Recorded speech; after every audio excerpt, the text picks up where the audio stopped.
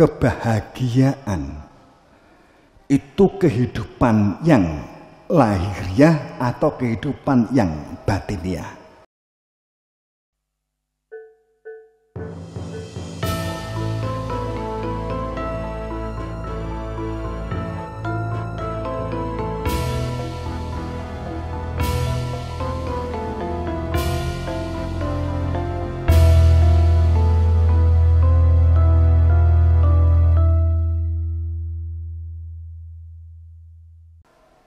Sering sekali.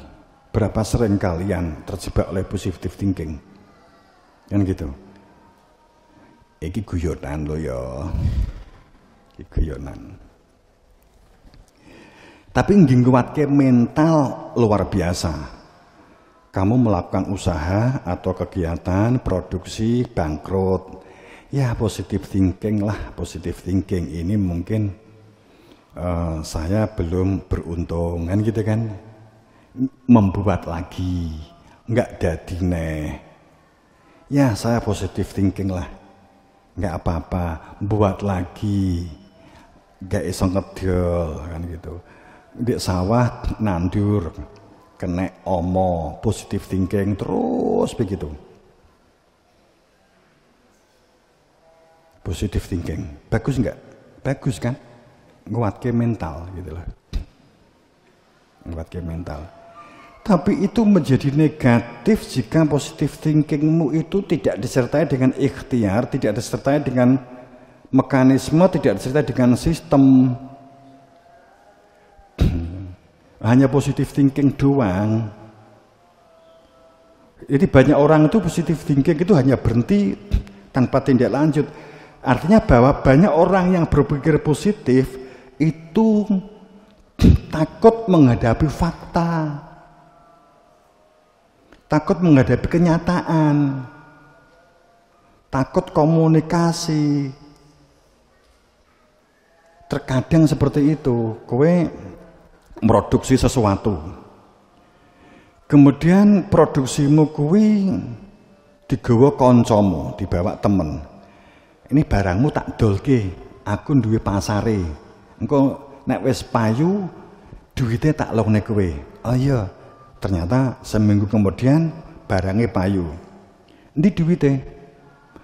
Aduh entek katut. Kan gitu kan? Kemudian ngomong terus aku mau mengambil barang lagi. Ya kamu tetap ngelungi neh. Ya iki digawa. Lah engko dihitung bareng wae, dihitung bareng. Wingi pernah 50 unit ya, iki tambahnya 50 unit berarti 100 unit. Ayo didol entek morone. Di duwite, oh duwite ora. Iki singki tenanan aku, singki tenanan iki. Aku ora iso ngelungi duwite.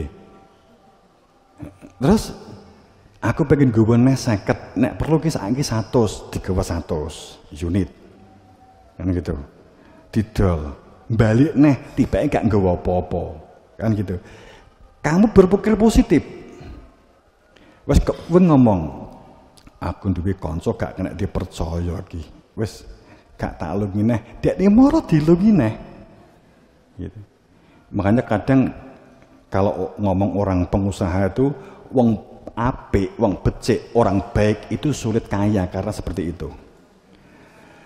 Jadi pada saat kemudian itu dikai neh, ternyata bilalane janji. Akhir is iki tutupan iki tenan iki wis iki enek order 200 unit wis iki tolong tak gawa. Lah sing wingi-wingi lho orang mbok sauri. Wis to iki engko tak sauri iki oke iki engko wis ane engko. Kan gitu. Ya sik percaya karena positif thinking. Kan gitu. Ada yang ngalami begini?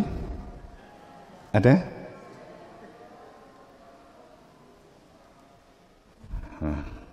Utang juga bisa begitu. Utang ke satu, kedua, engko tak sauri ya baik hilang. Di manajemen juga begitu. Iki arepe tak geser, tak pecat. Positive thinking lah mungkin dia khilaf. Terus ternyata tugas yang kita berikan tidak diselesaikan.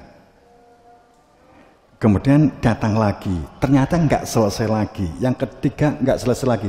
Tapi kita selalu berpikir positif thinking. Akhirnya apa? Manajemenmu mawut, enggak? Ya pora. Ya. Jadi positif thinking ternyata sering menjebak. Orang yang nggak berani menghadapi fakta, nek janjane sinyal itu wis enek, we arep rabi, cah wedok atau cah lanang arep rabi, roroh nangis nggone bapak ibuke utawa roroh nangis nggone kancane. Waduh, Mas Zainal kalau ya tibake wong kok aku disakiti, kok jahat banget ya Mas Zainal kan umpamanya kan begitu. Terus koncomu ngomongi, ya sudah ditinggalkan saja, itu wis gak kena dipercaya. Saya lihat sendiri, saya sering perilakunya tuh gak kena dipercaya. Enggak, biasanya dia tuh baik. Itu apapun keinginan saya selalu dipenuhi, biasanya begitu. Ini kok jahat kan gitu. Itu karena berpikir positifnya, maka dia menutup perilaku-perilaku jahat yang telah dilakukan melalui sinyal-sinyal kecilnya. Sinyal-sinyal kecilnya Zainal iki jane wis ketok, ning ditutup mergo kowe selama ini berpikir positif. Kan gitu. Coba kowe gak berpikir positif, akan kelihatan, oh ternyata maling.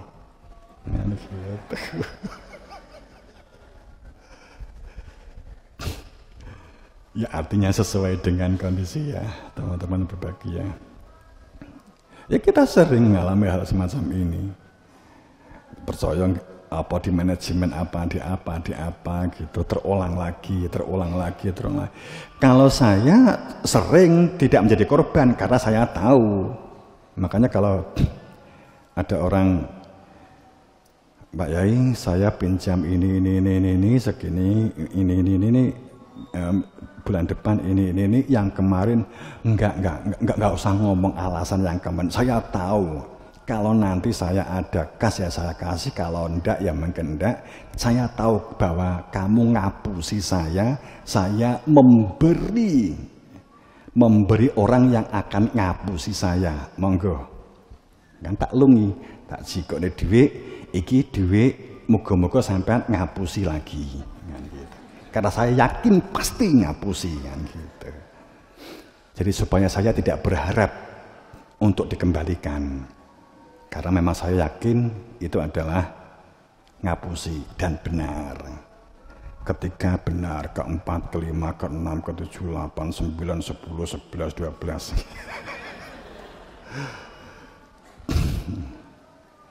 Sampai saya kadang gremeng dengan istri itu, orang itu masuk ke lubang yang sama itu kan goblok.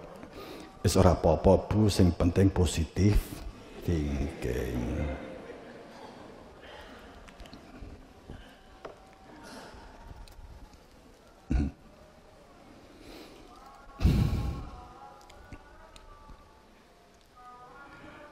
Itu saya kira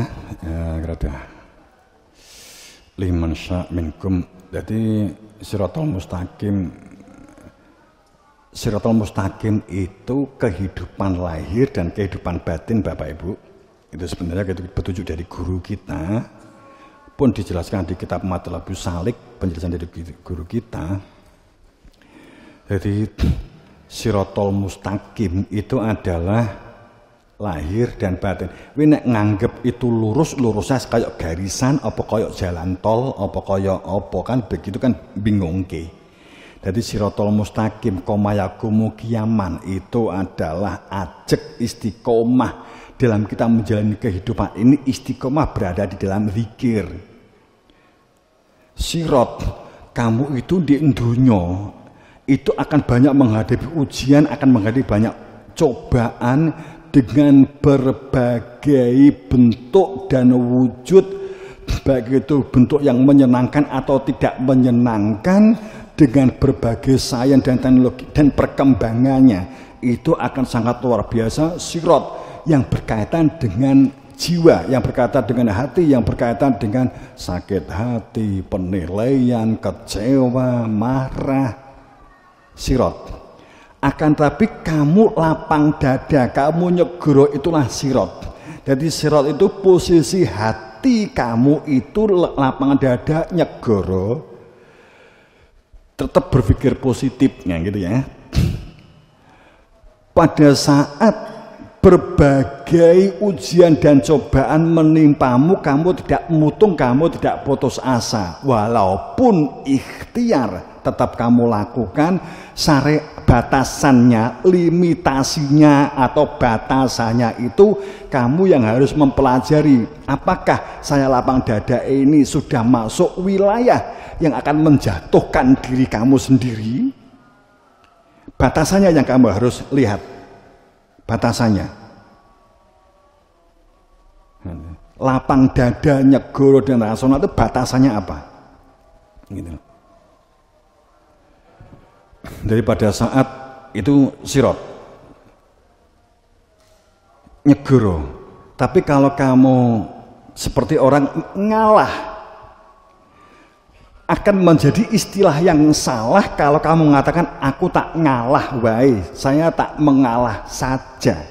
Tapi kamu gak melakukan tindakan apapun, akhirnya dikoyo-koyo, akhirnya diinjak-injak. Bukan begini yang dimaksud ngalah. Tapi bukan berarti kemudian membalas dendam, juga tidak begitu. Orang yang ngalah minta maaf, ndak mau, dia nggak mau, akhirnya kowe kudu ngalah. Wis lah aku dilokke tak meneng wae lah, aku tak ngalah. Itu bukan ngalah. Itu namanya bukan ngalah. Itu orang yang nggak ngerti apa-apa. Orang ngalah itu datangi dia, komunikasi. Ada masalah apa ini? Suami istri. Kemudian istri ini selalu ngeluh. Atau suami ini ngeluh. Aku nek di omah, aku bagian sing kalah, aku ngalah wae lah, ngalah wae. Bukan begitu ngalah. Ngalah itu ada ikhtiarnya terlebih dulu. Artinya kamu melakukan komunikasi yang baik, metode yang baik dan cara yang baik untuk terjalinnya satu komunikasi dengan pasangan kamu. Kamu memulai, inilah perilaku ngalah itu. Kalau kamu diem, namanya jahil. Gitu loh. Artinya apa? Ada orang yang memiliki perilaku salah, dan perilaku ini adalah perilaku yang bisa jadi merupakan perilaku dosa, tapi kamu biarkan dengan cara kamu memahami karena ngalah itu diam. Akhirnya dia punya perilaku yang tidak mengerti. Umpamanya kamu kerjasama, umpamanya kamu tim, umpamanya kamu membuat satu produksi, ada 5 orang. Produksi bareng, kemudian sing sregep cuman 2, sing loro rodok lumayan, sing siji rodok lumayan, sing siji akeh malese, sing sijine rodok enek cenderung arogan upomo. Kemudian 2 orang ini selalu mengatakan aku ngalah wae lah, aku ngalah wae lah, aku ngalah wae lah. Tidak ada keinginan, tidak ada sistem yang ingin dibangun, komunikasi apa yang diperlukan untuk membangun harmonisasi. Kenapa ada orang yang berlaku 3 orang ini tidak bisa dipercaya? Jadi kalau ini ngalah, ngalahnya gimana? Bangun komunikasi kepada tim ini. Kalau enggak, berpikir kemana ini? Ngalah. Mencari solusi, siapa ya yang bisa diajak konsultasi memecahkan permasalahan kami ini. Ini yang disebut ngalah. Nek kowe diem dengkak diem, kowe dolim. Kenapa? Karena menjerumuskan 3 orang ini untuk memiliki perilaku kasar, untuk memiliki perilaku semaunya sendiri. Dolim gitu loh.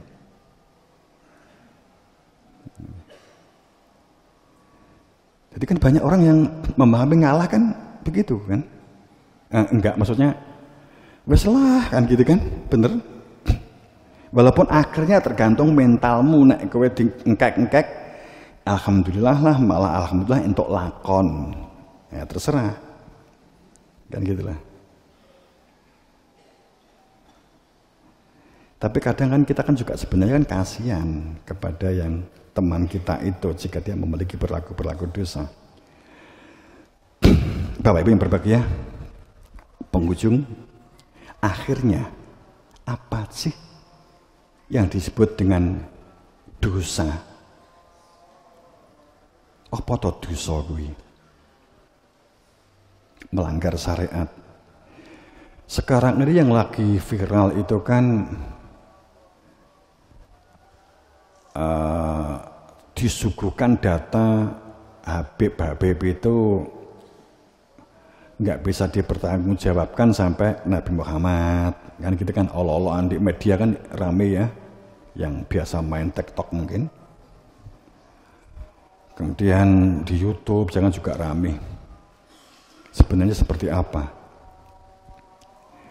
Sebenarnya dipermasalahkan seharusnya kan bukan itunya, seharusnya karena ayat Al-Quran pun Nabi Muhammad itu sebagai Rasul wa khotamun Nabi, dan dia bukan bapak dari salah satu, bukan bapak-bapak dari anak-anaknya sama sekali, kan terungkap demikian, kan terungkap wa ma Muhammadun la rasul qad khalat bi rusul kan, dan seterusnya gitu ya.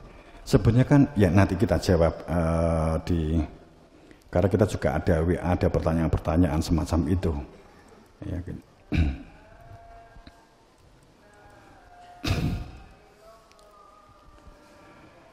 Jadi makana Muhammadun aba ahadim ini mirijalikum.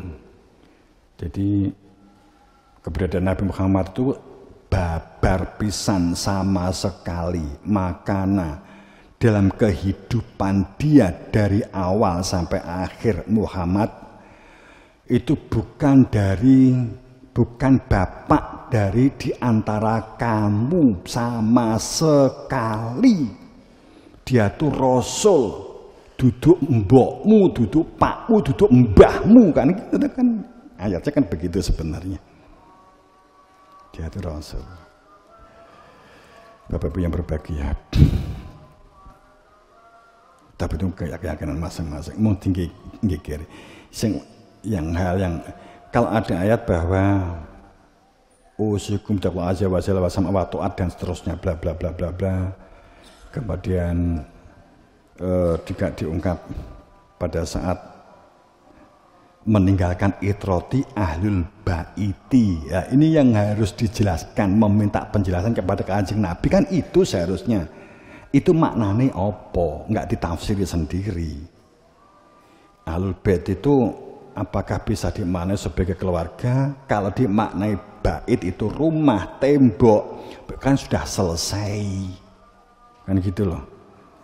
Jadi ahlul baitnya Kanjeng Nabi saiki di lemah. Baitnya kan lemah. Kan harus dipendem. Kan itu. Pokoknya kan begitu ya, bla bla bla. Oke. Bapak Ibu yang berbahagia. Ini kan yang sedang viral, tapi kita detailkan di sesi di waktu yang lain. Saya kembali. Bapak Ibu yang berbahagia.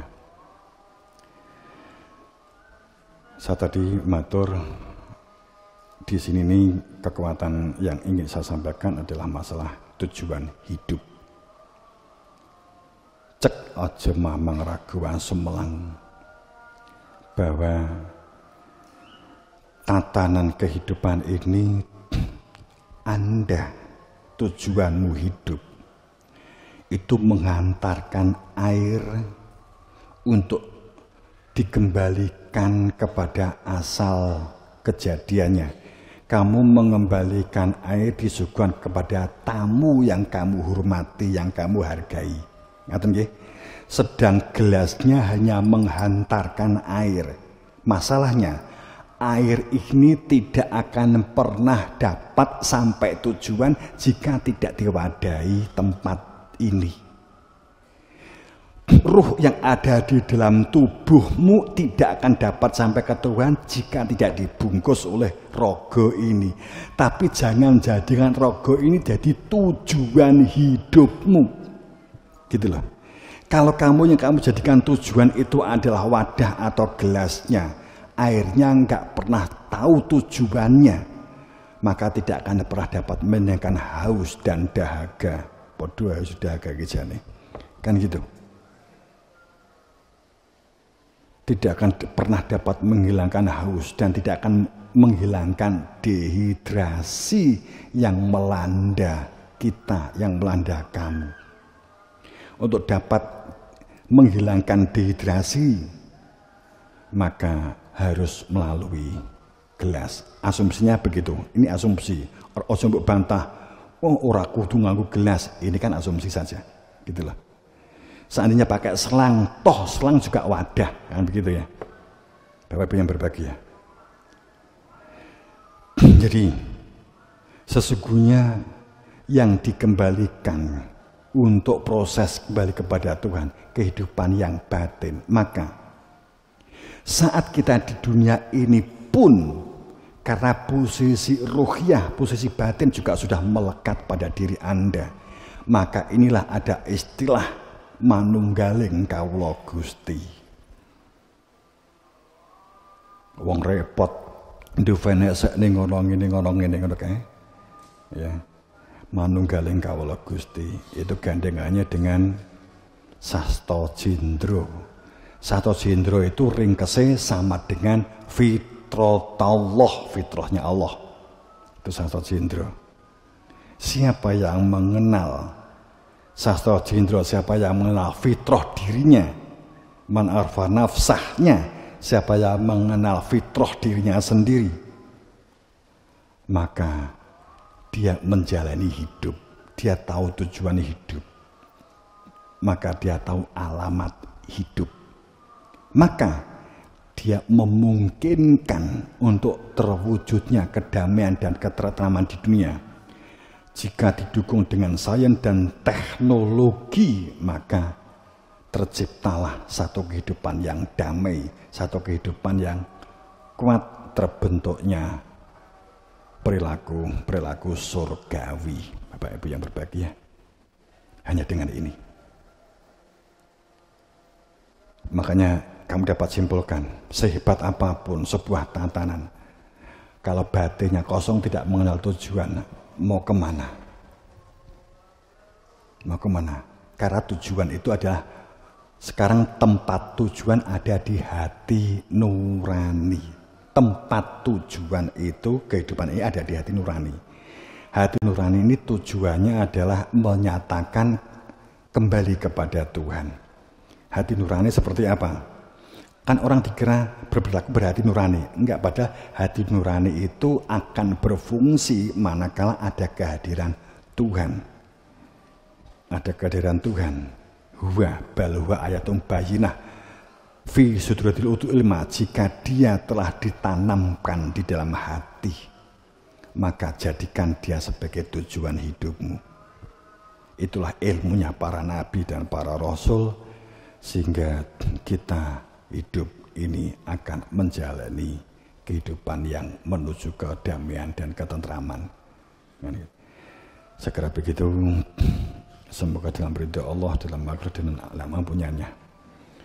Dan oh ya, teman-teman yang berbahagia, saya juga atur kepanuwun dari semua tim yang di Pasar Ukril atau yang di, juga ada 2 kegiatan bonsai. Kemudian mungkin dapat ditindaklanjuti karena beberapa komoditi kan bisa ditindaklanjuti, bisa jadi seperti maggot sebagai contoh. Ini kita sedang proses lab.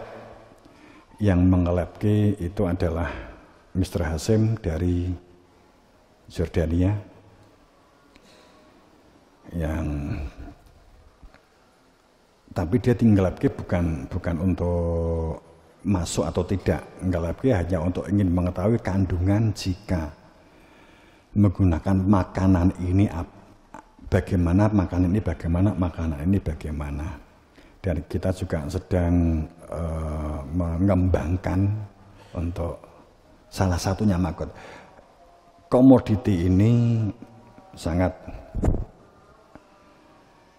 tidak hanya satu sesungguhnya, akan tapi yang penting kalau kita ngomong kepada jenengan, utamanya kepada generasi mungkin SMP, SMA, STT, miliki sebuah keterampilan saat libur, jangan biarkan dirimu kosong, tapi untuk melakukan aktivitas atau kegiatan, bahkan mungkin bisa jadi kamu ikut pelatihan-pelatihan yang dapat mengoptimalkan dan melakukan budidaya dan pemberdayaan, bisa jadi begitu, teman-teman yang berbahagia.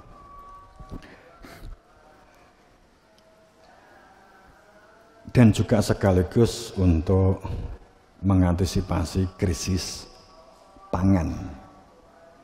Seperti Talas Satu Imo, ini pasar lokal pun juga masih sangat membutuhkan. Kamu bisa komunikasi dengan tim di kantor pusat, dengan Mas Amam atau dengan yang lain, kalau mungkin akan melakukan budidaya atau mungkin yang lain dan ternak dan seterusnya. Ini bagian juga bagian dari yang jelas bahwa memiliki perilaku mandiri, perilaku budidaya kita tanamkan di dalam diri kita, pembiasaan-pembiasaan kita lakukan, batin kita yang niat dan tujuan kita adalah menuju kepada Tuhan, kemudian praktek atau transportasinya jasad dengan melaksanakan kewajiban tatanan syariat. Lahir syariat, batine hakikat. Syariat dawuh guru sing kena dilakoni jasad, hakikat itu ilmu yang menjadikan hati berfungsi, hati nurani berfungsi. Oke, segera begitu.